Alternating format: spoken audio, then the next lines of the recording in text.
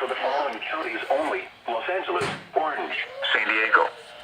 On May 18th, 1027, Makai Bangor was abducted from San Francisco, California. Makai is a 1-year-old black male, 2 feet 6 inches tall, weighing 40 pounds, with brown hair and brown eyes. The suspect, Jason Lamb, is a 30-year-old Asian male, standing 5 feet 3 inches tall, weighing 145 pounds, with black hair and brown eyes. The suspect may be suicidal and should not be approached without law enforcement coordination.